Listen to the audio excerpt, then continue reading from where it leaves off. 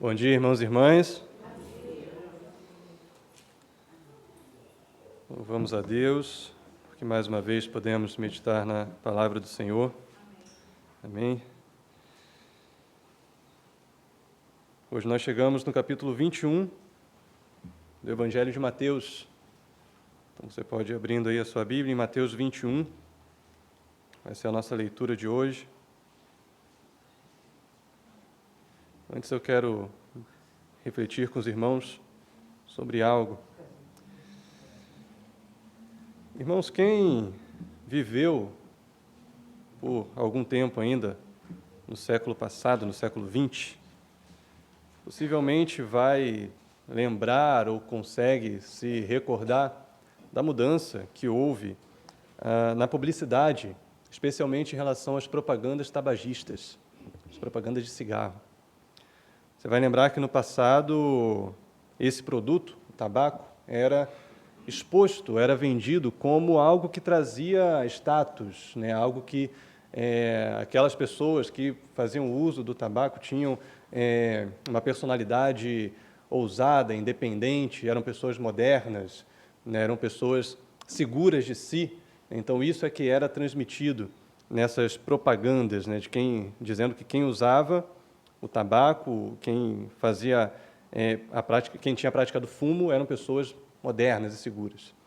E o que aconteceu do meio da década de 90 para cá é que pesquisas começaram a ser feitas e começou a ser comprovado que a nicotina, que o cigarro, trazia grandes malefícios para a saúde, né, especialmente câncer, efisema pulmonar e diversas outras doenças.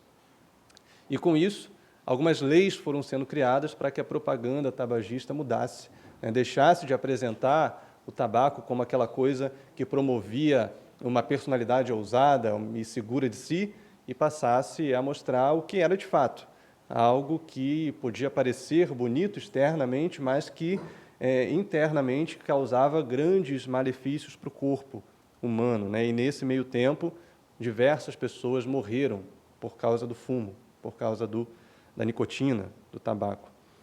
E o que isso mostra para nós, irmãos, é um exemplo de propaganda enganosa. Nós vemos aqui que nem tudo é, de fato, como parece ser. Nem tudo é como é mostrado, como é propagandeado.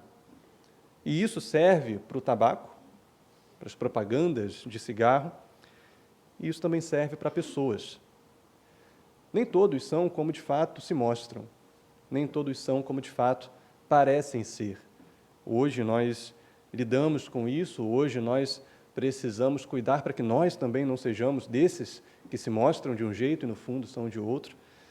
E Jesus, no seu tempo, também precisava lidar com um grupo de pessoas em que isso era muito evidente, aquilo que foi chamado de hipocrisia, né? E é sobre esse embate de Jesus com esse grupo que nós vamos ler hoje. E nosso texto começa no versículo 18. Te peço que acompanhe a leitura. Inicialmente, nós vamos ler até o versículo 27, o nosso texto hoje é longo, mas depois nós vamos até o capítulo 22, no versículo 14.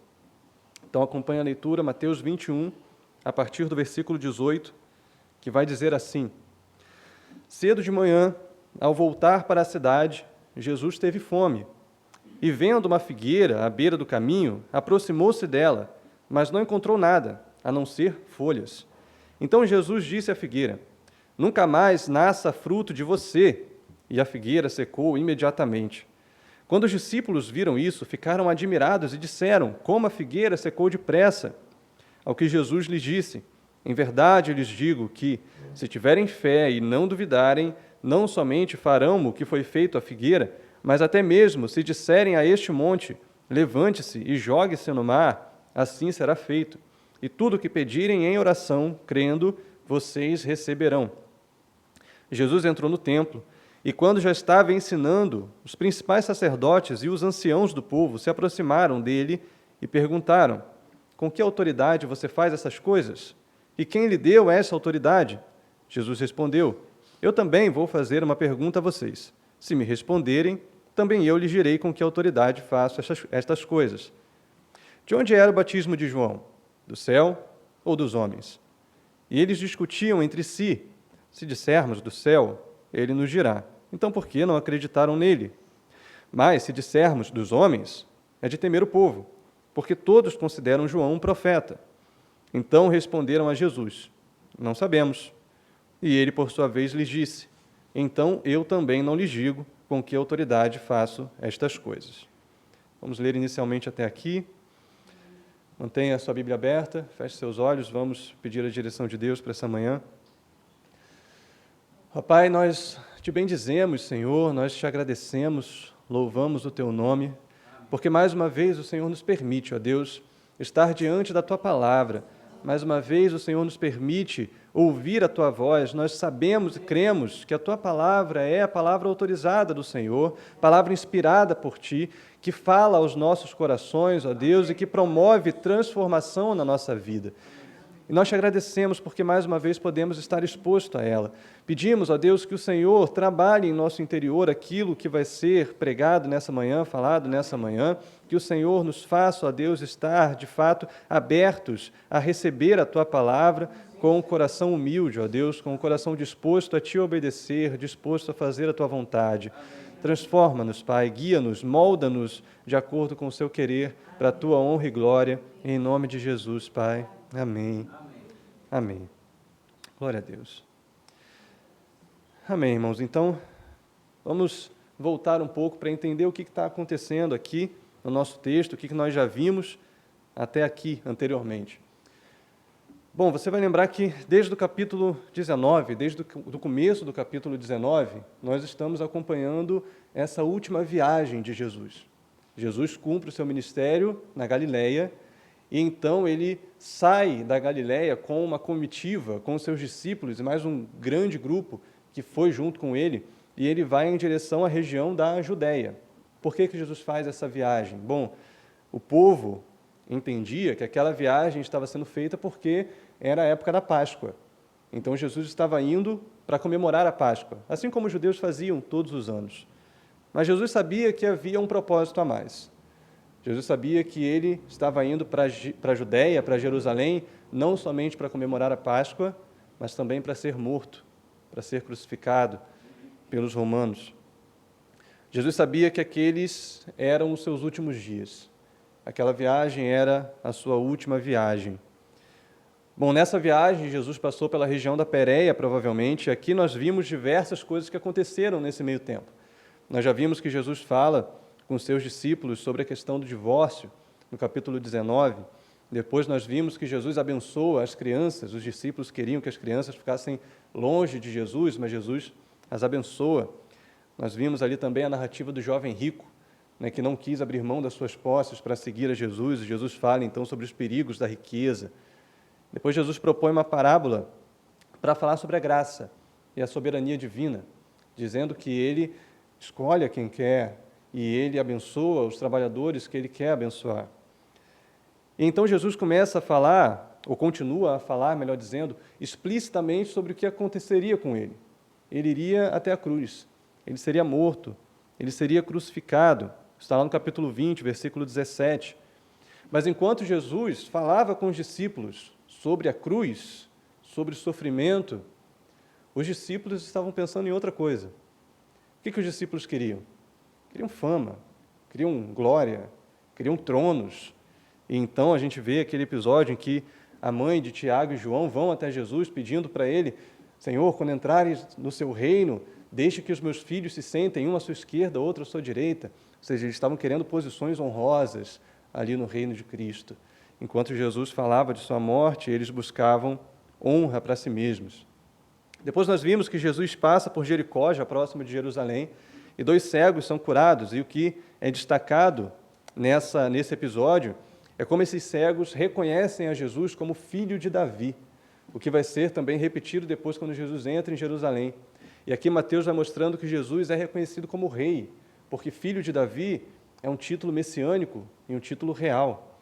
Mais à frente, Jesus entra em Jerusalém, ele chega no seu destino, e quando ele entra em Jerusalém, ele entra aclamado pelas pessoas, pelas crianças que diziam: Hosana, bendito é o que vem em nome do Senhor, e eles reconhecem a Jesus como um profeta de Deus, né? Isso nós vemos lá no capítulo 21, versículo 11. Esse é o profeta Jesus de Nazaré, da Galileia.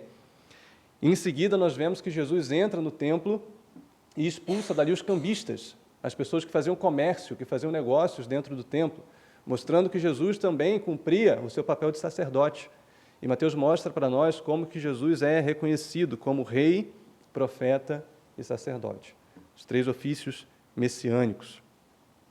Bom, irmãos, então, como nós falamos, Jesus estava aqui na sua última semana de vida. O tempo de Jesus nessa terra estava chegando ao fim, e aqui ele chega em Jerusalém, nós vemos essa narrativa até o capítulo 27, então muita coisa vai acontecer ainda daqui para frente. Nós temos um sermão inteiro de Jesus, o sermão escatológico, ali no capítulo 24 e 25. E quando Jesus chega em Jerusalém, ele se hospeda numa cidade próxima, que era a cidade de Betânia, uma cidade a leste de Jerusalém. Talvez Jesus estava hospedado na casa de Simão, o leproso. Nós vamos ver isso lá em Mateus 26, no versículo 6. Ele estava em Betânia, na casa de Simão. E nós terminamos a aula passada vendo que Jesus sai de Jerusalém e vai para Betânia. Vai passar a noite ali. Irmãos, o texto de Mateus, o que é narrado em Mateus é muito parecido com o que é narrado em Marcos. Mas a gente vê uma diferença na ordem dos fatos. Como que a gente explicaria essa diferença?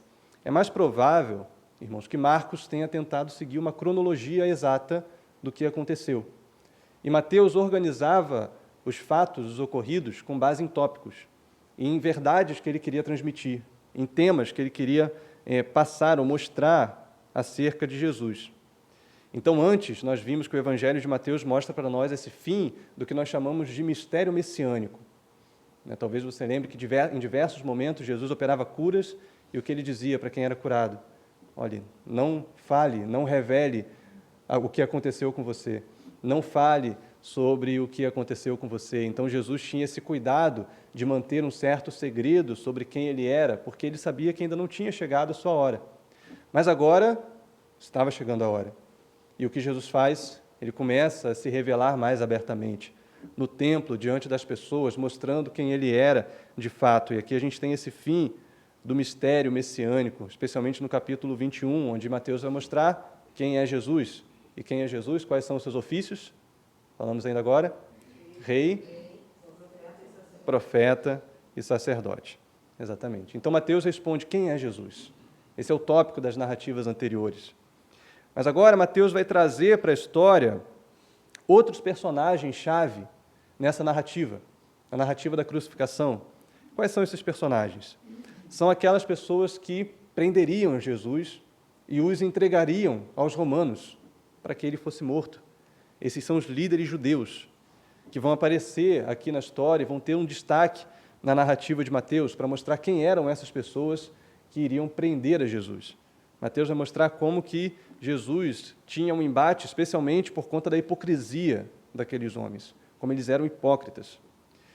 E nesse texto, se antes Mateus respondeu quem era Jesus, sobre quem era Jesus, agora Mateus vai responder uma nova pergunta. E essa pergunta é: quem entrará no reino de Deus? Quem entrará no reino de Deus? E se nós pudéssemos colocar um título para a aula dessa manhã, esse seria o título: quem entrará no reino de Deus? Bom, vamos ver como é que começa o nosso texto. A narrativa da figueira sem frutos, no versículo 18, diz: cedo de manhã, ao voltar para a cidade, Jesus teve fome e, vendo uma figueira à beira do caminho, aproximou-se dela, mas não encontrou nada a não ser folhas. Bom, irmãos, olhando como a primeira lida, parece que esse texto está um pouco fora do contexto. Ou, inicialmente, a gente pode até achar que é um pouco desnecessário. Por que Mateus foi dizer que Jesus viu uma figueira, estava com fome e foi buscar frutos e não achou? Qual era a intenção de Mateus em mostrar essa narrativa? Algo aparentemente corriqueiro, algo que aconteceu ali na viagem de Jesus para Jerusalém, voltando para Jerusalém, de Betânia. Por que Mateus se preocupa em destacar esse episódio? Irmãos, Mateus sabia que com esse episódio da figueira, apesar de parecer corriqueiro, não era algo que aconteceu por acaso. Deus tinha um objetivo naquilo ali. Deus tinha um objetivo em fazer que aquilo acontecesse. Deus estava preparando o cenário para aquilo que viria em seguida. Jesus está chegando em Jerusalém, e acontece o episódio da figueira, como uma ilustração prévia daquilo que viria a acontecer. O contexto, na sequência, vai mostrar isso. Como que esse episódio da figueira faz sentido depois, retroativamente, quando nós olhamos para ele, nós vamos ver isso hoje. O que nós vemos, irmãos, o que nós sabemos, é que em diversos momentos na Bíblia, Israel é comparado a uma figueira. No Antigo Testamento, por diversas vezes, Israel vai sendo comparado pelo Senhor com uma figueira, e essa figueira precisava dar frutos. O que Jesus está fazendo, o que Deus está mostrando através desse episódio, é fazer uma exposição, é mostrar de forma clara como que a religiosidade judaica naquela época, especialmente dos líderes judeus, era uma religiosidade morta, uma religiosidade fria, uma religiosidade sem frutos. Ou seja, nós temos na figueira uma ilustração prévia daquilo que era a situação de Israel, dos judeus, aquilo que era a situação dos líderes daquela época. É o que nós vimos aqui nesse texto. Essa semana, irmãos, era a semana da Páscoa. Jesus estava indo comemorar a Páscoa. Era início de abril, próximo do começo da primavera, ou melhor, já no começo da primavera, né? Uma época muito parecida com a época que nós estamos hoje, né? Se aproximando da primavera, mas no hemisfério norte. Então, começo de abril. E a figueira era uma árvore que, nessa época, os frutos começavam a surgir. Junto com a folhagem, que ia ficando mais cheia, os frutos começavam a brotar, começavam a se desenvolver e começavam a amadurecer aos poucos. E eles chegavam a ficar plenamente maduros um pouco depois da Páscoa. Então, naquele momento, que era antes da Páscoa, a semana da Páscoa, era possível já, deveria ser possível já encontrar os frutos em desenvolvimento naquela árvore. Talvez não perfeitamente maduros, talvez não ainda todos no ponto de colheita, mas já se desenvolvendo, talvez alguns verdes, alguns já maduros. Então, quando Jesus vai para aquela árvore, ele busca encontrar esses frutos e desenvolvimento, esses frutos amadurecendo. E o que acontece ali? O texto diz para nós, Jesus não encontrou nada. Ele só encontrou folhas. Lembre-se, a figueira era uma árvore cujas folhas e os frutos se desenvolviam praticamente juntos. Mas naquele momento, Jesus só encontra folhas. Uma árvore que era aparentemente saudável. Quem olhasse de longe via aquela árvore frondosa, bonita, cheia de folhas. E o que deveria pensar? Bom, se ela tem folhas, ela tem frutos. Mas quando Jesus se aproxima, percebe que não. Ela só tinha folhas. Ou seja, aquela árvore só tinha aparência de ser saudável, mas ela não era saudável em si, porque não tinha os seus frutos. Então Jesus tem aqui uma ação contra a figueira, que era uma ação com um valor simbólico. O que Jesus faz? Na continuidade do versículo 19, Jesus disse à figueira, nunca mais nasça fruto de você, e a figueira secou imediatamente. Imediatamente. A situação da figueira, irmãos, era semelhante à situação da religiosidade dos judeus naquela época. Cheia de aparência, mas sem frutos. E o que Jesus mostra é que, por conta daquela situação, a religiosidade daqueles homens seria destruída. A prática daqueles homens seria destruída. Ele amaldiçoa a figueira. Irmãos, infelizmente, essa forma de religiosidade judaica não é tão diferente da religiosidade que nós vemos hoje em dia, não é verdade? Muitas igrejas, muitas pessoas se preocupam muito com a aparência, com a estética, com o que vão mostrar, com aquilo que vai ser exposto. Mas, no fundo, se preocupam pouco com os frutos verdadeiros, com uma conversão genuína, com uma prática cristã e espiritual verdadeiramente pura, verdadeiramente santa.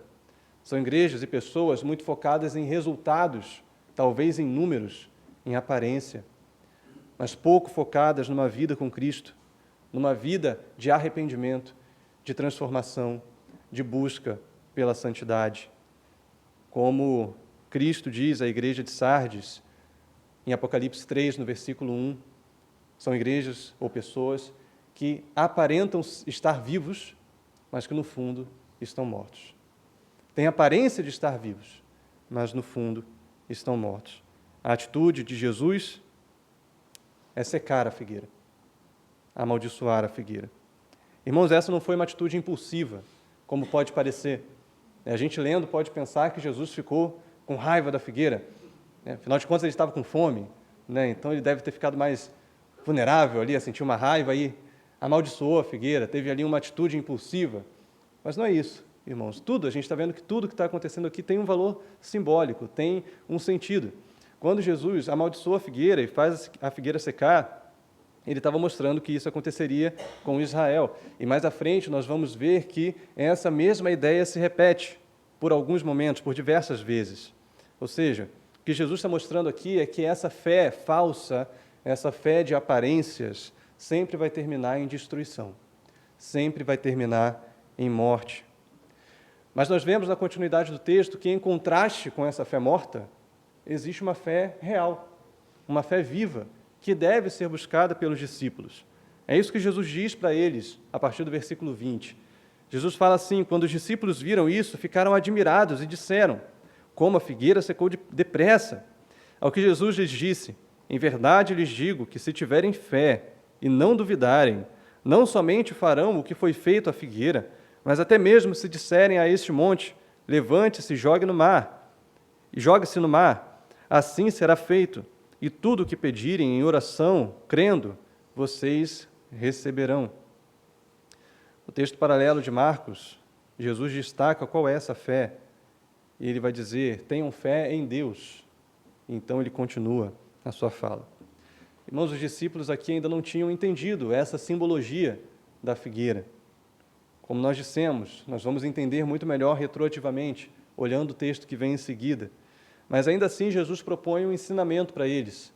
E Jesus diz: tenham fé, vocês precisam ter fé em Deus. A questão aqui não era a figueira em si. A questão aqui era a qualidade da fé. Tanto a fé morta dos líderes judeus, como a fé viva que os discípulos deveriam buscar. Essa era a questão de Jesus com esse episódio da figueira. A fé verdadeira, irmãos, é essa fé que nos dá acesso ao Pai. Jesus está mostrando aqui que quando nós temos de fato fé em Deus, nós podemos ir até Ele em oração, crendo e confiante. A fé verdadeira nos faz descansar no Senhor, como nós cantamos aqui: descansarei, eu sei que Tu és Deus. É essa fé que nos leva à oração, que nos faz buscar do Senhor aquilo que nós precisamos, tendo a certeza de que Ele nos ouve, a certeza de que Ele cuida de nós. Jesus já havia dito isso no Sermão do Monte, Mateus 7, versículos 7 a 11, quando ele diz: busquem e vocês acharão, batam e vos abrirá. Ele vai dizer: vão até o Pai sabe dar coisas boas aos seus filhos. Vocês, sendo maus, não sabem dar boas coisas aos seus filhos, quanto mais o Pai de vocês dará boas coisas àqueles que o pedirem. Então tenham fé, creiam, acheguem-se a Deus em oração. E Jesus vai dizer: tudo o que pedirem em oração, crendo, vocês receberão. Tudo o que pedirem. E aqui nós precisamos entender, irmãos, que não é dizer que nós podemos fazer tudo o que bem entendermos. Não é aqui uma fé que nos faz superpoderosos. Não. O que Jesus está mostrando é que nós temos uma fé que nos leva à oração e nos faz crer que nós podemos colocar todas as coisas diante do Senhor. Não existe nada impossível para Deus. Não existe nada que nós não possamos levar ao Senhor em oração, crendo que Ele nos atende, crendo que Ele nos ouve. E assim nós confiamos, porque nós temos um Deus que Ele sim é todo-poderoso. Ele sim pode todas as coisas. Ele sim é o Senhor dos céus e da terra. Ele nos ouve e Ele nos atende. E é claro, Ele nos atende de acordo com o seu querer, de acordo com a sua vontade. João vai dizer isso em 1 João 5, 14 e 15. Tudo que pedires ao Pai, de acordo, segundo o seu querer, segundo a sua vontade, Ele vos fará. Não quer dizer que tudo que pedirmos, mesmo contra a vontade de Deus, Ele fará. Tudo que pedirmos, segundo a sua vontade. Nós podemos lembrar do caso de Paulo, onde ele cita ali em 2 Coríntios 12, que tinha um espinho na carne. Ele pede a Deus para livrá-lo do espinho da carne, e Deus não o livra. Deus diz: a minha graça te basta. E quando Paulo cita isso, ele já sabia o propósito do espinho na carne. E ele começa dizendo: para que eu não me orgulhasse das revelações, Deus me deu um espinho na carne. Ou seja, Deus tinha um propósito, por isso Deus não responde à oração de Paulo, tirando o espinho da carne, mas ainda assim Paulo sabia que podia pedir isso a Deus. E nós sabemos também, irmãos, que todas as coisas que precisamos, que desejamos, podemos pedir ao Senhor, crendo que, se for conforme a vontade dEle, Ele é poderoso para fazer, Ele é poderoso para nos responder, Ele é poderoso para nos salvar. Ou seja, esse texto de Cristo deveria, irmãos, nos encorajar, deve nos encorajar a oração. Outras vezes nós tentamos resolver os nossos problemas por conta própria, não é verdade? E nós ficamos ansiosos, ficamos desesperados porque não vemos saída, não vemos o que fazer, não vemos como esse monte pode ser transportado, não vemos como essa dificuldade pode ser vencida. Mas Jesus está mostrando que nós podemos pedir ao Pai, crendo e sabendo que Ele nos ouve, que Ele nos responde. Essa é a nossa segurança, quando temos uma fé genuína e uma fé verdadeira em Cristo, no nosso Senhor.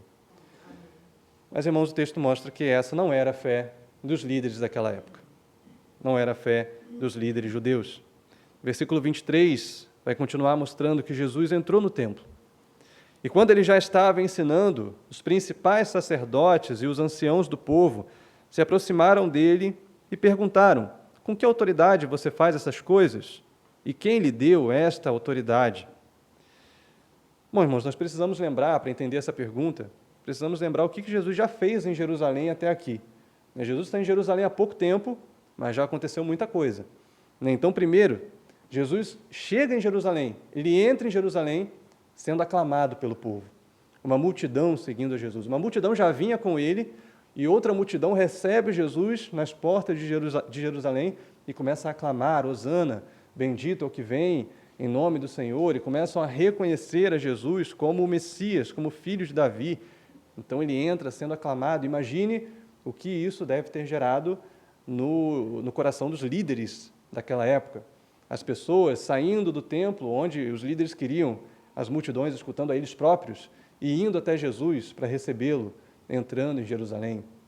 Que tipo de sentimento isso deve ter gerado nos líderes judeus daquela época? Segundo, Jesus entra no templo e agora Jesus expulsa os cambistas, os comerciantes. E nós vimos nessa aula que existia ali toda uma questão da moeda do templo e havia um lucro para os sacerdotes, havia um lucro para os líderes judeus. Quando Jesus expulsa os cambistas, ele está mexendo com os negócios dos sacerdotes. Imagina como que esses líderes ficaram ao ver isso acontecendo. Depois nós vemos que Jesus opera curas, milagres, e agora Jesus estava ali ensinando no templo. Existem indícios, irmãos, que mostram que só podia ensinar no templo de Jerusalém quem era autorizado pelo sinédrio, pelos sacerdotes. Precisava ser um professor autorizado. E, ao que tudo indica, Jesus não era um professor autorizado. Jesus era um mestre da Galileia. E provavelmente isso gerou inveja nos judeus. Isso gerou ira naqueles líderes. E por isso, eles se juntam. O texto vai dizer que os principais sacerdotes e os anciãos do povo, ou seja, parece que houve uma organização prévia ali. Vamos juntar os mais importantes, vamos juntar os líderes mais proeminentes, aqui, os mais que têm mais credibilidade para ir até Jesus, questionar a esse mestre, a esse homem que está ali ensinando. Vamos questioná-lo com os principais sacerdotes. Então parece que se juntam vários líderes e vão ali indagar Jesus. E qual é a indagação que eles fazem? Essa indagação não é uma mera pergunta. Eles dizem: com que autoridade você faz essas coisas? Quem lhes deu essa autoridade? Ou seja, provavelmente, essa pergunta foi feita em um tom intimidador. É como quem diz: quem deixou você ensinar aqui? Quem te autorizou a estar ensinando aqui no templo? Com que autoridade você fez isso? Mas aqueles homens não estavam só tentando intimidar, eles tinham também um plano para prejudicar Jesus, porque eles sabiam o que Jesus dizia, eles sabiam o que Jesus falava, que Jesus dizia vir do Pai. Então, quando eles dizem: com que autoridade? Quem te deu essa autoridade para pregar? Eles queriam prejudicá-lo. De que forma? Colocando Jesus num dilema. Se Jesus dissesse que não tinha autorização dos sacerdotes para pregar, os sacerdotes poderiam então expulsá-lo ou descredibilizá-lo diante do povo. Então você não deveria estar ensinando aqui. Agora, se Jesus dissesse que a sua autoridade vinha de Deus, os sacerdotes podiam acusá-lo de blasfêmia, ali com uma grande quantidade de testemunhas, né? Os principais sacerdotes reunidos com os anciãos, então poderiam acusá-lo de blasfêmia, como eles fariam mais à frente, né? Como eles fariam Jesus. Por isso, essa pergunta foi feita com tanta organização, eles se juntaram, os principais sacerdotes, para irem até ele, para acusá-lo ou expulsá-lo. E qual é a resposta de Jesus? Bom, Jesus não dá uma resposta direta. Jesus inverte o dilema. Jesus joga a questão para os sacerdotes. E olha só o que Jesus faz, versículo 24. Jesus respondeu, ele responde com uma pergunta. Eu também vou fazer uma pergunta a vocês. Se me responderem, também eu lhes direi com que autoridade faço essas coisas. E parece que os líderes ali estavam tão presos ao seu dilema que eles falaram, não, então vamos responder, que aí ele vai nos responder também e a gente pega ele nessa. Jesus faz a pergunta, de onde era o batismo de João? Do céu ou dos homens? Essa foi a pergunta de Jesus. De onde era o batismo de João? Irmãos, assim como os líderes sabiam o que Jesus dizia, que a autoridade dele vinha de Deus, e queriam que Jesus falasse isso para acusá-lo de blasfêmia, Jesus também sabia qual era a opinião dos líderes acerca de João. Jesus sabia que eles não tinham acreditado em João, mas Jesus coloca essa pergunta na frente daquela multidão e agora inverte o dilema. Agora são os líderes que estão numa situação complicada, numa situação difícil, tendo que pensar muito bem naquilo que eles vão responder. Qual era a pregação de João, irmãos? Você se lembra? A gente tem que voltar um pouco lá em Mateus 3. Mateus 3, lá no comecinho da nossa série, nós vimos essa aula sobre João Batista. Em Mateus 3, no versículo 7, acompanha aí comigo, Mateus 3, 7.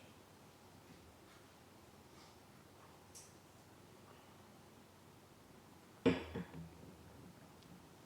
texto diz assim, quando João viu que muitos fariseus e saduceus, ou seja, aqueles líderes judeus, vinham ao seu batismo, disse-lhes, raça de víboras, olha como que eles foram tratados por João, raça de víboras, quem deu a entender que vocês podem fugir da ira que está por vir? Produzam frutos dignos de arrependimento. Isso te lembra algo que nós já vimos no texto? A figueira. Produzam frutos dignos de arrependimento e não pensem que podem dizer uns aos outros, temos por pai Abraão, porque eu afirmo a vocês que Deus pode fazer com que destas pedras surjam filhos a Abraão, e o machado já está posto à raiz das árvores. Portanto, toda árvore que não produz, o quê? Bom fruto, é cortada e lançada ao fogo. Eu batizo vocês com água para arrependimento. Essa palavra é importante. Mas aquele que vem depois de mim é mais poderoso do que eu, do qual não sou digno de carregar as sandálias. Ele os batizará com Espírito e com fogo. Essa foi a pregação de João para os líderes judeus. Era isso que eles receberam de João. E será que aqueles líderes aceitaram essa pregação de João? Evidentemente que não. Os líderes ficaram enraivecidos com João, rejeitaram a pregação de João. Jesus sabia disso, na verdade todos sabiam disso. Os líderes não creram em João, porque crer em João era crer que Jesus era o Messias. Essa foi a pregação de João. Eu não sou o Messias, mas aquele que virá depois de mim, o qual eu não sou digno de desatar os nós de suas sandálias, ele vos batizará com o Espírito Santo e com fogo. Ele é mais importante do que eu. Importa que ele cresça e eu diminua. Então, quando Jesus vem, João dá o testemunho, eis o Cordeiro de Deus que tira o pecado do mundo. Se aqueles líderes crescem em João, a pergunta que eles fizeram a Jesus estava respondida. Qual é a autoridade de Jesus? A autoridade que vem do Pai, a autoridade do Messias, do Filho de Deus. Mas eles não creram. Bom, o texto vai mostrar que qualquer resposta que os líderes dessem traria problema para eles, traria algum problema para eles. Foi essa a situação que Jesus os colocou. Versículo 25, na segunda metade, vai continuar dizendo que eles discutiam entre si. Qual resposta eles iriam dar? Se dissermos que é do céu, que o batismo de João é do céu, que o ministério dele vem de Deus, ele nos dirá. Então, por que não acreditaram nele? Bom, mas se dissermos que é dos homens, é de temer o povo, porque todos consideram João um profeta. Então responderam a Jesus: não sabemos. Ou seja, eles tinham 3 opções ali. Na verdade, 2, eles arrumaram uma terceira, né? 3 opções. Primeiro, dizer que o batismo vinha de Deus, que o ministério de João era divino, era abençoado por Deus, era da parte de Deus. Depois dizer que não era algo humano, ou dizer que não sabia. E isso traria 3 efeitos. Primeiro, se eles dissessem que o ministério de João vinha de Deus, isso iria revelar a hipocrisia deles. Porque, bom, se vinha de Deus, vocês deveriam ter crido em João. Vocês deveriam fazer o que ele dizia. Vocês deveriam ter sido batizados por ele. Vocês deveriam, inclusive, crer que eu sou o Messias. Vocês estão sendo hipócritas de não fazerem isso, sabendo que o ministério de João vem de Deus. Agora, se eles dizem que não era de Deus, que era dos homens, eles seriam rejeitados pelo povo. O texto paralelo de Lucas 20, no versículo 6, vai dizer que eles temiam que o povo os apedrejasse, porque o povo cria que João era um profeta e estimava muito João. Então eles ficaram pensando, a gente não pode dizer que não creu em João, porque isso vai colocar a gente contra o povo, colocar o povo contra a gente, vai trazer problema para nós. Vocês percebem qual era o compromisso daqueles homens? Não era um compromisso com a verdade, não era um compromisso em dizer o que eles criam de fato, era um compromisso em dizer aquilo que os deixasse melhor diante do povo, bem diante do povo. E eles falaram, bom, não podemos dizer que não cremos em João porque o povo nos rejeitaria. Ou eles poderiam abrir mão da autoridade de julgar um profeta. Se eles dissessem que não conseguiram julgar se João era um profeta que vinha de Deus ou dos homens, como é que eles iriam querer julgar a Cristo, que também era considerado um profeta? Eles abririam mão da autoridade deles para julgar um ministério de alguém. Então, esses líderes procuram a resposta mais favorável dentre essas 3 opções. As 3 eram problemáticas, né? As 3 trariam problemas para eles, sem nenhum compromisso com a verdade, e eles decidem dizer que, bom, não sabemos se era de Deus ou se era dos homens. Então, no meio de toda aquela multidão, os líderes revelam a ignorância deles. Revelam para aquele povo como eles eram ignorantes e inaptos para julgar um profeta. Eles rejeitam a sua própria autoridade. E se eles rejeitam a própria autoridade para julgar, qual é a conclusão de Jesus? Bom, ele, porém, por sua vez, lhes disse, então eu também não lhes digo com que autoridade faço essas coisas. Se vocês abriram mão de julgar, eu também não digo a vocês com que autoridade eu faço. Mas eles rejeitam, sabendo, mas eles sabiam. Eles tinham uma opinião. Eles sabiam, só que não queriam dar, como se diz, reconhecimento. Sim, eles não creram em João. A opinião deles era essa. Eles tinham uma resposta. Mas eles não deram essa resposta, porque se eles dissessem que não creram em João, as pessoas que criam em João, aquela multidão que estava seguindo a Jesus, porque João tinha apontado para Jesus, aquela multidão iria se voltar contra os líderes judeus. E eles não iam ficar bem diante do povo. Ou seja, eles se preocuparam mais com a reputação deles do que com a verdade, do que com aquilo que eles criam ser a verdade, no caso. Por isso eles decidiram não dar essa resposta. Disseram que não sabiam. E Jesus diz, bom, se vocês não sabem, então também eu não lhes digo com que autoridade eu faço essas coisas. Mas ainda que Jesus não tivesse dito, Jesus continua falando com aqueles homens. E agora Jesus expõe algo acerca deles, a respeito deles. Jesus vai continuar expondo a hipocrisia daqueles homens, e expondo a condição daqueles homens. E Jesus vai fazer isso através de 3 parábolas. 3 parábolas que nós vamos ver na sequência do texto. A primeira parábola é uma parábola em que Jesus fala de 2 filhos, e Jesus vai expor nessa parábola o falso discurso de obediência dos judeus, dos líderes. Vamos ler o que diz essa parábola, Mateus 21, a partir do versículo 28. Vai dizer assim, o que vocês acham? Um homem tinha 2 filhos. Chegando-se ao primeiro, disse, filho, vá hoje trabalhar na vinha. Ele respondeu, não quero ir. Mas depois, arrependido, foi. Dirigindo-se ao outro filho, o pai disse a mesma coisa. Ele respondeu: Sim, Senhor, mas não foi. Qual dos dois fez a vontade do Pai? Eles responderam: O primeiro. Então Jesus disse: Em verdade lhes digo que os publicanos e as prostitutas estão entrando no reino de Deus primeiro que vocês, porque João veio até vocês no caminho da justiça e vocês não acreditaram nele. No entanto, os publicanos e as prostitutas acreditaram. Vocês, porém, mesmo vendo isso, não se arrependeram depois para acreditar nele. Então, essa é a primeira parábola que Jesus propõe, ou seja, primeiro Jesus faz aqui uma comparação entre dois filhos. E quem que esses dois filhos representam? Um representa os judeus pecadores, o primeiro filho. E depois Jesus vai dizer aqui os publicanos e as prostitutas. Ou seja, são aqueles que inicialmente dizem: eu não vou obedecer a Deus. Eu não vou fazer a vontade de Deus. Eu vou fazer aquilo que eu quero. Eu vou viver do meu jeito. Eu vou buscar os meus interesses. Os publicanos e as prostitutas, judeus pecadores. Por outro lado, nós tínhamos os judeus religiosos da época, os líderes judeus daquela época, que eram representados ali pelo segundo filho. O filho que dizia: sim, Senhor, eu te obedeço, eu faço a sua vontade, mas que na prática não vai, na prática não faz. E aquele primeiro filho, representando os pecadores, que inicialmente não iriam, se arrependeram no meio do caminho, e foram, e obedeceram. Jesus faz a pergunta: qual dos dois obedeceu?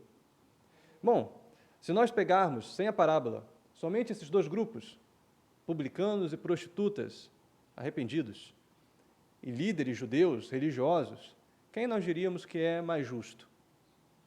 Quem nós diríamos que é mais correto diante de Deus? Os religiosos, né, que têm todo aquele cuidado com a tradição, com a lei. Mas Jesus traz essa parábola e no final ele faz uma pergunta. Bom, qual dos dois fez a vontade do Pai?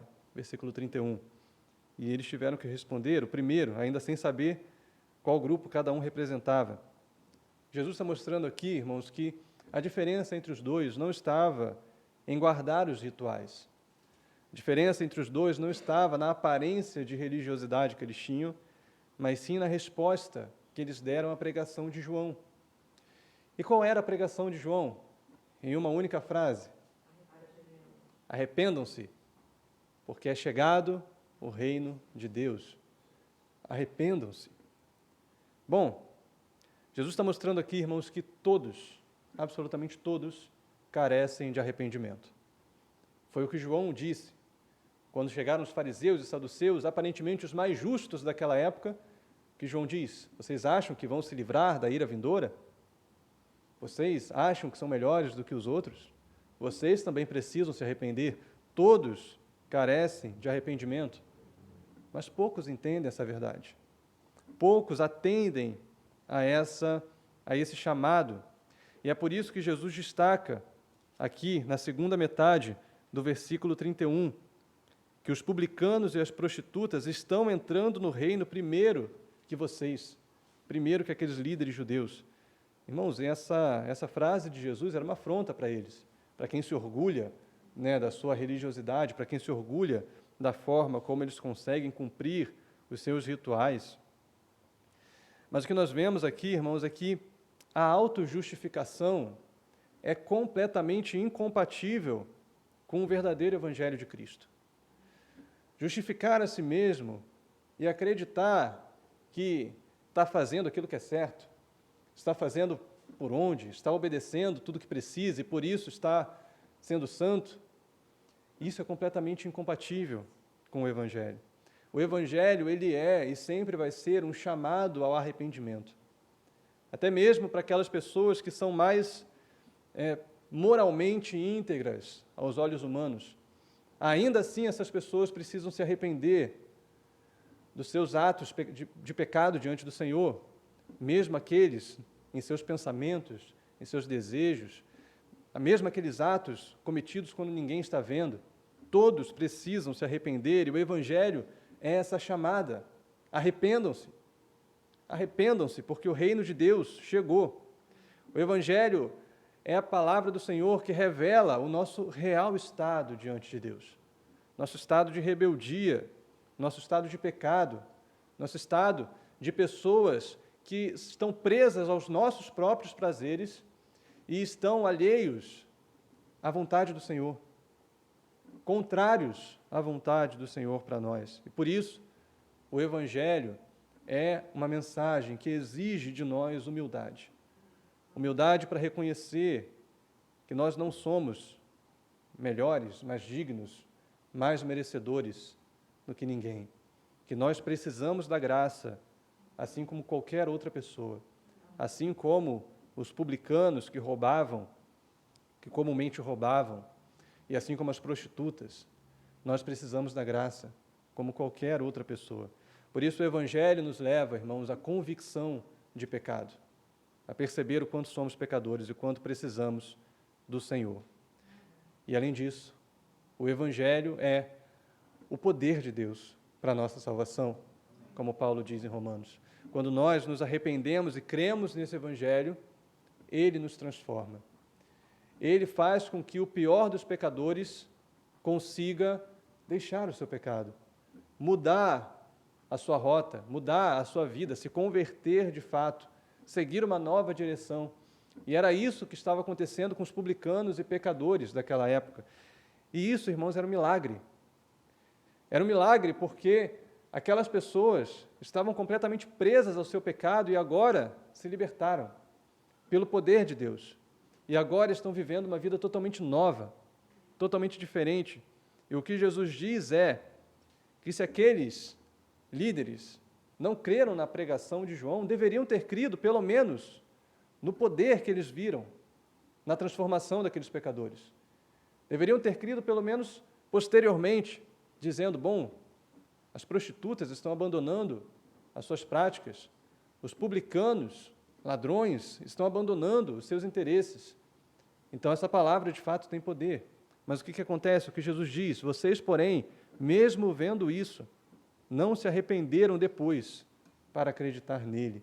Ou seja, o coração daqueles homens era um coração endurecido. E é isso que Jesus revela nessa primeira parábola. Então, Jesus propõe uma segunda parábola, que nós podemos chamar de os lavradores e a ganância que não entrega os frutos. Olha o que Jesus vai dizer no capítulo 21, no versículo 33. Escutem outra parábola.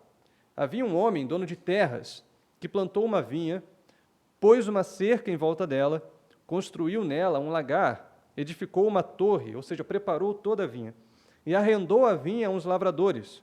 Depois, ausentou-se do país. Quando chegou o tempo da colheita, o dono da vinha mandou os seus servos aos lavradores para receber os frutos que cabiam a ele. Mas os lavradores, agarrando os servos, espancaram um, mataram o outro e apedrejaram ainda outro. O dono enviou ainda outros servos, em maior número, e os lavradores fizeram a mesma coisa com eles. Por último, o dono da vinha enviou-lhes o seu próprio filho, pensando, o meu filho eles respeitarão.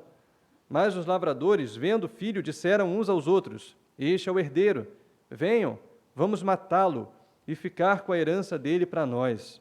E agarrando-o, lançaram-no fora da vinha e o mataram. Veja a maldade exposta daqueles lavradores. Quem eram os lavradores, irmãos? Eram os fariseus, os líderes judeus. Os líderes judeus. Bom, nessa parábola, Jesus vai destacar aqui, irmãos, 4 verdades, pelo menos. Primeiro, Jesus vai destacar o privilégio enorme dos líderes judeus em cuidar da vinha do Senhor. Jesus está mostrando quem eles eram, qual é a posição que eles tinham. Irmãos, era comum naquela época, homens ricos, proprietários de grandes terras, de grandes pedaços de terra, fazerem plantações e depois arrendarem essas plantações a alguns agricultores para que eles lucrassem ali em cima, cuidassem da plantação e então concedessem parte do lucro para o dono da vinha, para o dono da plantação, ou então parte dos frutos e ficassem com outra parte, mais ou menos o que se faz hoje com as concessões, com as concessionárias de estradas, por exemplo, que é muito comum hoje em dia. Então, o dono recebe parte do fruto e outra parte fica com aqueles que cuidam da vinha. Israel, irmãos, é considerado também, é comparado também a uma vinha, em diversos momentos na palavra de Deus. Você pode ver isso em Isaías 5, versículo 1 ao versículo 4. Israel é a vinha. Por isso, quando Jesus propõe uma parábola falando da vinha, o judeu já associava logo que a vinha era Israel. Aqueles homens foram colocados por Deus para cuidar da vinha. Olha o grande privilégio que eles tinham. Olha como que Deus os colocou numa posição de honra. Qual era a resposta esperada deles? Obediência, gratidão, que eles de fato devolvessem os frutos ao dono da vinha. Mas Jesus destaca aqui uma segunda verdade também nessa parábola, que é a ingratidão, a atitude de ingratidão e de crueldade dos líderes judeus. Como eles agiram diante desse privilégio que eles receberam de Deus. Ou seja, em vez de darem os frutos dignos de arrependimento, é que mais uma vez a gente lembra o quê? Da figueira. Em vez de darem os frutos ao dono da vinha, o que os judeus faziam? O que os lavradores na parábola faziam? Matavam os servos que o dono enviava para pegar os frutos. Historicamente, irmãos, os judeus mataram os profetas do Senhor. Deus enviou continuamente homens, profetas, enviados para pregar aquele povo, aquela nação, para chamar aquele povo ao arrependimento, para conclamar aquele povo a abandonar os seus pecados, a darem frutos de santidade. E o que os judeus faziam com esses profetas? Os matavam. Assim foi durante a história de Israel, e Jesus agora propõe essa parábola sinalizando isso. Deus nunca deixou de alertar o seu povo. E aqui na parábola essa ênfase é colocada. O dono da vinha envia servos por 2 vezes, mostrando a paciência que ele tinha com aqueles lavradores. Assim também Deus enviou profetas continuamente, por fim enviou João Batista. E o que o povo fez? Matou esses profetas, rejeitou esses profetas. Quando Deus enviava homens para falar contra o pecado do povo, a resposta que eles davam era mais pecado, era mais crueldade, era aumentar a sua iniquidade. E por fim, Jesus mostra que o dono da vinha envia o seu próprio filho. E Mateus não traz esse termo, mas o texto paralelo de Marcos 12, versículo 6 e Lucas 20, versículo 13, vai falar que o dono da vinha pensou: agora eu vou enviar o meu filho amado, para trazer um peso a isso que Jesus estava dizendo. Agora eu vou enviar o meu filho amado, e eles vão respeitar. Não é possível, é meu filho. Né?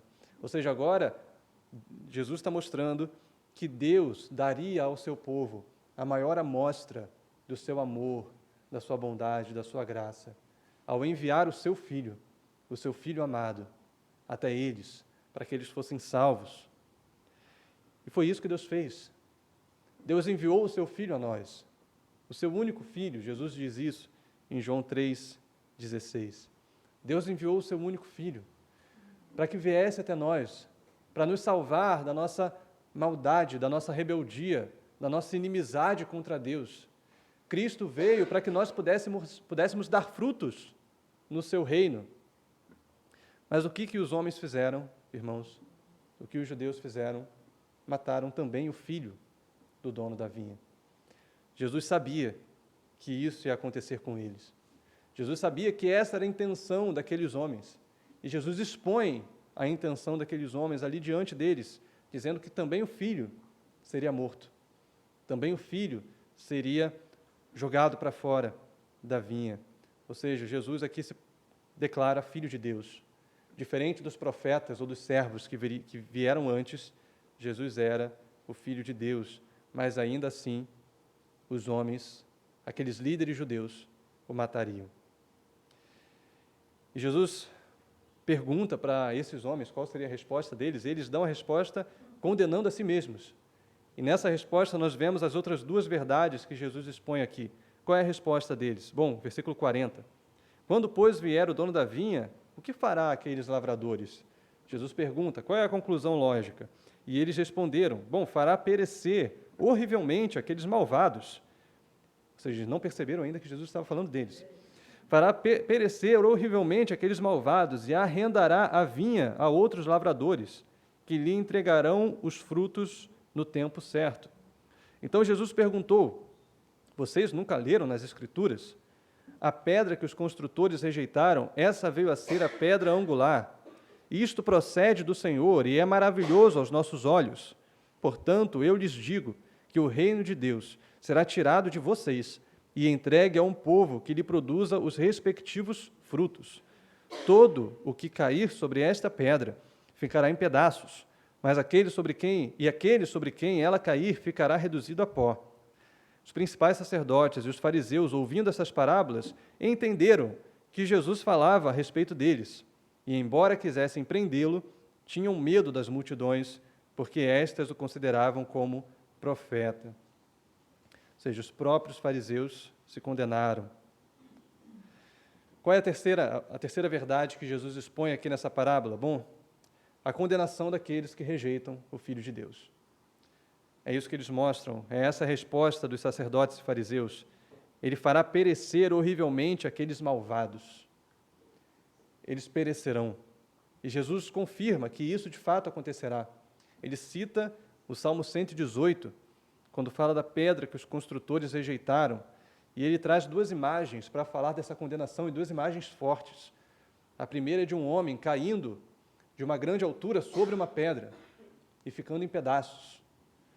A segunda imagem é de uma grande pedra caindo sobre o homem e ele sendo reduzido a pó. Ou seja, duas imagens fortes para mostrar qual era o destino daqueles homens que estavam se rebelando contra o Filho de Deus, que estavam rejeitando o Filho de Deus. O destino daqueles homens era a destruição. O destino daqueles homens era a morte eterna. Ou seja, irmãos, Jesus estava mostrando que rejeitar a Cristo e não apresentar a Ele os frutos que lhe são devidos é algo grave. É algo grave e que haverá, por isso, uma condenação. Haverá, por isso, uma morte eterna. Por outro lado, Cristo, essa pedra, será exaltado. É o que diz o texto do Salmo 118 que Jesus cita. A pedra que os construtores rejeitaram. Primeiro ele foi rejeitado.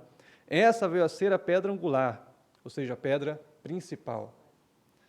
Isto procede do Senhor e é maravilhoso aos nossos olhos. Ou seja, Cristo, que estava sendo rejeitado por aqueles homens, seria exaltado. Ele viria a ser a pedra principal. Ele seria colocado numa posição de glória, de honra. Aqueles homens não sabiam. Eles tramavam contra Cristo, mas Cristo seria exaltado pelo Pai. Ele receberia um nome que é sobre todo nome e seria conclamado como Rei dos Reis e Senhor dos Senhores. A quarta e última verdade que Jesus expõe aqui nessa parábola é que o Evangelho será entregue aos gentios. E aqui Jesus começa a mostrar previamente essa verdade. No versículo 43, ele deixa isso claro: o reino de Deus será tirado de vocês e entregue a um povo que lhe produza os respectivos frutos. Ou seja, com a rejeição dos judeus, o cuidado da vinha passaria agora à igreja, passaria aos gentios, a esse novo povo. Irmãos, o que nós vemos ao longo da história é que de fato isso acontece. Deus envia o seu Espírito Santo aos gentios, aqueles que não são judeus. E agora o Espírito Santo, ao tocar nos nossos corações, opera em nós conversões reais, transformação genuína, não só de aparência, não só conversões aparentes, mas conversões verdadeiras, corações transformados, pessoas que abandonam as suas práticas de pecado, assim como aqueles publicanos e prostitutas, e passam então a andar de maneira íntegra e honesta diante do Senhor. Essa é a obra que o Espírito Santo tem feito em todo o mundo. Ou seja, pessoas em todo o mundo têm experimentado o arrependimento verdadeiro. Pessoas em todo o mundo têm experimentado uma conversão verdadeira e têm dado frutos, frutos dignos de arrependimento. E é assim que nós temos visto, irmãos, a igreja crescer, a igreja avançar. Esse povo que inicialmente não era o povo para quem Jesus veio, os judeus, mas que receberam, após a rejeição dos judeus, receberam essa graça de se converterem, se arrependerem e darem frutos para o reino de Deus. E mais uma vez aqui nós lembramos da figueira. aqueles que dão frutos e que agradam a Cristo. A reação dos líderes foi qual? Bom, agora ficou claro para eles, eles vão perceber o que eles estão fazendo, vão se arrepender. Mas não. O texto, a parábola termina dizendo que aqueles líderes queriam prender Jesus. Ou seja, fazer com Jesus exatamente o que Jesus disse que eles fariam e que seriam condenados por isso. Isso mostra, irmãos, que aqueles homens não temiam a Deus. Não tinham verdadeiro temor de Deus diante deles. O que eles temiam eram as multidões, o texto diz. Eles temiam os homens e não a Deus. E aqui se revela mais uma vez a hipocrisia da religiosidade judaica. A hipocrisia daquele pequeno grupo de poderosos, de líderes poderosos, que só pensavam em si mesmos, na sua imagem, nos seus benefícios e não na vontade do Senhor para eles. Bom, então nós chegamos na terceira parábola. Nessa terceira parábola nós poderíamos chamar de os convidados e o desinteresse movido pelo egoísmo. Nós vemos essa parábola aí no capítulo 22, versículo 1, vamos ler primeiro até o versículo 10, que vai dizer assim: De novo Jesus lhes falou por parábolas, dizendo: O reino dos céus é semelhante a um rei que preparou uma festa de casamento para seu filho e enviou os seus servos a chamar os convidados para a festa. Mas esses não quiseram vir. Enviou ainda outros servos, dizendo: Digam aos convidados: Eis que já preparei meu banquete, os meus bois e animais da engorda já foram abatidos, e tudo está pronto. Venham para a festa. Mas os convidados não se importaram e se foram, um para o seu campo, outro para o seu negócio. Outros, agarrando os servos, os maltrataram e mataram. O rei ficou furioso e, enviando as suas tropas, exterminou aqueles assassinos e incendiou a cidade deles. Então disse a seus servos: A festa está pronta, mas os convidados não eram dignos. Vão, pois, para as encruzilhadas dos caminhos e convidem para o banquete todos os que vocês encontrarem. E saindo aqueles servos pelas estradas, reuniram todos os que encontraram, maus e bons, e a sala do banquete ficou cheia de convidados. Bom, irmãos, agora o cenário é um pouco diferente. Antes era uma vinha, trabalhadores, agora Jesus fala de um casamento. E Jesus se coloca mais uma vez como filho, sendo que agora o filho é o noivo. E o pai é um rei. Deus como rei e o filho como noivo. E esse rei, então, vai dar um banquete de casamento para o seu filho.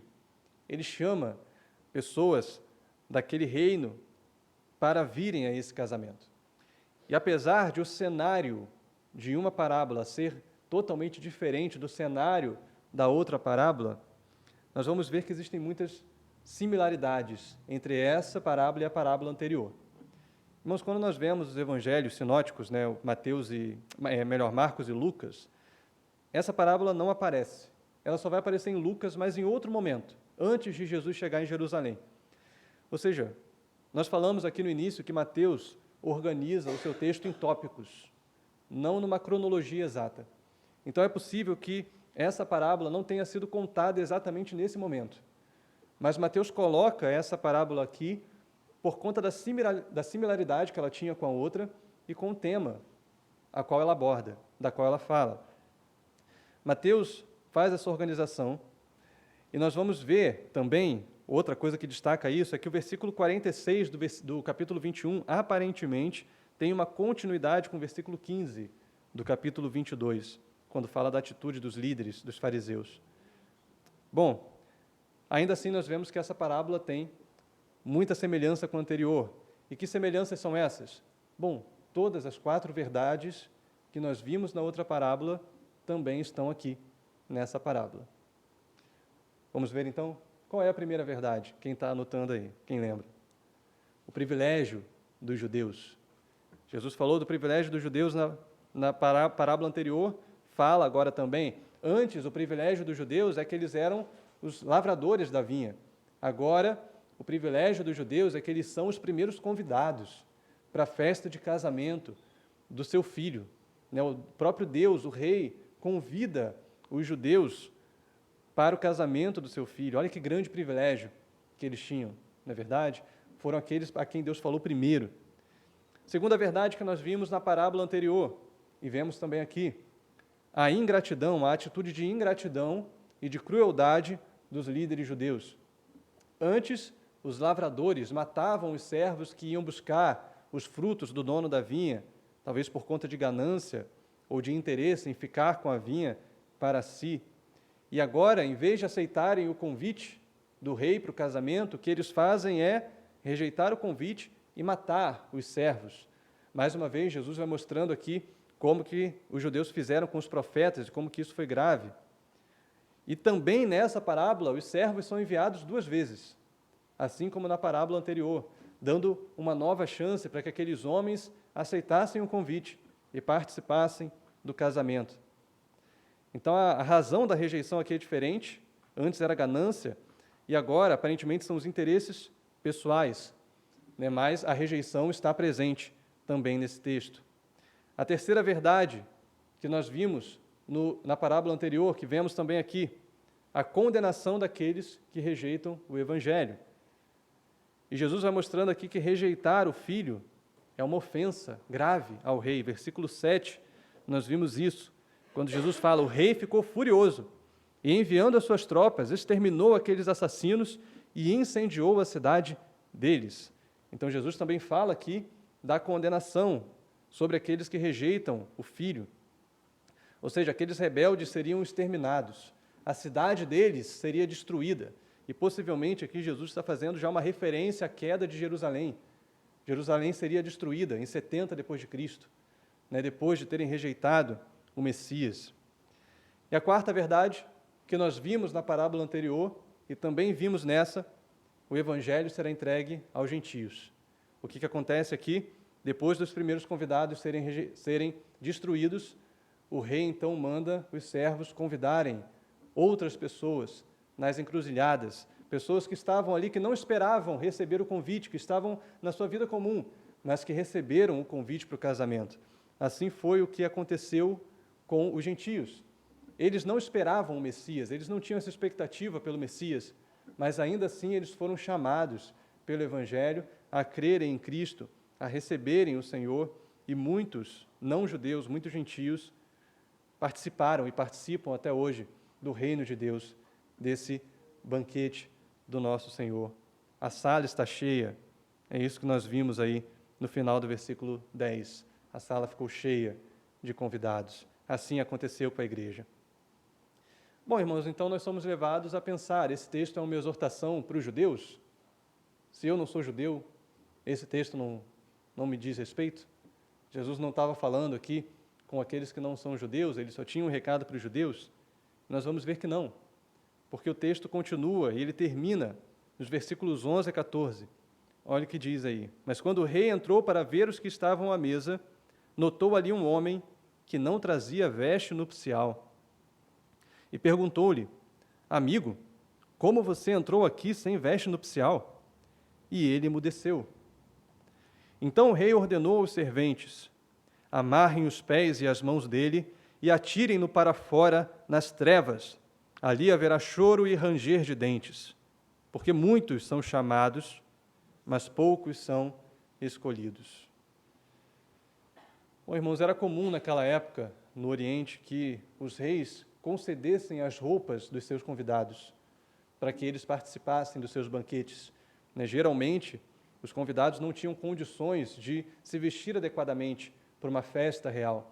Então, os reis concediam ali as vestes, e quanto melhores fossem as vestes, maior era a honra, maior era a pompa daquela festa.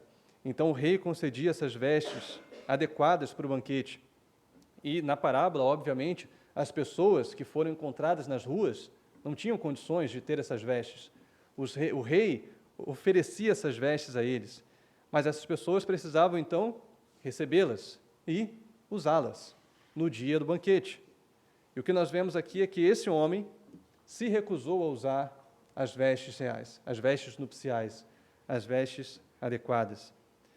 E Calvino comenta esse texto, irmãos, dizendo o seguinte: Deus realmente requer santidade para recebermos os benefícios do Evangelho. Deus requer santidade. Mas Ele tem o prazer de operar isso em nós, pelo Seu Espírito Santo. E, portanto, Ele também pode punir a nossa negligência de uma graça tão grande. Ou seja, 3 coisas. Deus nos abençoa quando andamos em santidade, quando damos frutos. Segunda coisa, Deus é aquele que nos faz andar em santidade. Deus nos promove tudo o que precisamos para vivermos em santidade. Terceiro, se nós rejeitamos essa graça e não andamos em santidade, Deus irá nos punir. E é compreensível que assim seja, que assim faça. Haverá um castigo, haverá uma condenação eterna. E hoje, irmãos, dentro da igreja, nós vemos que existem muitos que querem usufruir das bênçãos de Deus, que querem viver as bênçãos da comunhão cristã, mas não querem se despir do velho homem, não querem se despir daquelas vestes imundas de pecado, de iniquidade, de injustiça, não querem se revestir com as vestes de justiça e de santidade. E o que o texto está alertando a nós é que nós não podemos nos enganar. Esses também, que estão dentro da igreja, sem as vestes de santidade, não estão livres da condenação. É o que Jesus diz no versículo 13. O rei enviou aquele homem com as mãos e pés amarrados para as trevas, onde existe choro e ranger de dentes. E aqui Jesus faz uma clara referência ao inferno, à condenação eterna. Hoje as pessoas têm medo de falar do inferno, mas Jesus falava continuamente sobre a realidade do inferno. Irmãos, o texto está mostrando para nós que só entrará no reino de Deus aquele que se despir do seu orgulho, aquele que se despir do seu pecado, aquele que abrir mão da desobediência a Cristo e se vestir das vestes de santidade, das vestes de justiça que o Pai concede. Portanto, aqui nós temos a resposta para o título da aula de hoje. Quem entrará no reino de Deus? Aquele que se vestir com as vestes de justiça, que tiver o seu coração de fato rendido ao Senhor, convertido ao Senhor, não somente como uma aparência externa, uma religiosidade aparente, mas como algo que flui do nosso interior, que gera em nós arrependimento continuamente e confiança na graça para a nossa salvação. Esses entrarão no reino de Deus. Por isso, Jesus conclui no versículo 14, muitos são chamados, mas poucos são escolhidos. Ou seja, muitos são convidados para o casamento. Muitos escutam o convite do Evangelho. Você, semanalmente, está aqui escutando o Evangelho. Muitos são chamados. Mas a verdade, que é um alerta para nós, é que poucos são escolhidos. Poucos são aqueles que, de fato, vão entrar nesse banquete. Poucos são aqueles que, tendo escutado o convite, de fato vão participar das bodas do Cordeiro. Poucos são, de fato, salvos. Portanto, irmãos, para concluirmos, nós sabemos que o Senhor virá. O Senhor da vinha virá. E Ele virá para buscar os seus frutos, para buscar os seus santos. E a pergunta que eu faço, e a pergunta que nós devemos se fazer é: como eu serei encontrado? Como o Senhor da vinha me encontrará? Será que Ele me encontrará com as vestes adequadas ou não? Será que Ele me encontrará com os frutos para Ele ou não? Como eu serei encontrado? Portanto, irmãos, se nós ignoramos o convite do Evangelho, se nós ignoramos nos render a Cristo, nós precisamos nos alertar e nos voltar para Ele. Nos alertar e nos render ao Senhor. Entendendo, irmãos, que não existe salvação em nenhum outro lugar a não ser em Cristo. Não existe salvação em nenhum outro, somente no Evangelho, somente em Cristo. Portanto, devemos abandonar os nossos interesses pessoais, as coisas dessa vida, as coisas desse mundo, e nos voltar para o Senhor, dando prioridade ao reino de Deus, viver para Cristo e então entrar no seu reino. Ou talvez existe um outro grupo de pessoas, que são aqueles que já frequentam uma igreja, que fazem parte da membresia de uma igreja, mas que não têm dado frutos, não têm frutificado da maneira como Deus espera, E a exortação que o texto nos dá é: arrependa-se, arrependa-se. Essa é a pregação de João Batista, que não foi escutada pelos líderes judeus e deveria ser atendida por eles. E esse é o chamado do Evangelho para nós, diariamente, continuamente. Arrependa-se. Arrependa-se da sua falta de frutos no reino de Deus. Arrependa-se da sua falta de santidade. Irmãos, não existe espaço para autojustificação no Evangelho, para acharmos que não precisamos nos arrepender ainda mais e buscar ainda mais, melhorar ainda mais e fazer ainda mais a vontade do Senhor. Não basta, irmãos, parecer que somos santos, parecer que somos justos. Nós devemos buscar a santidade de fato, buscar a justiça de fato, porque Deus conhece o nosso coração. Deus não olha para a aparência, Deus olha para o nosso coração.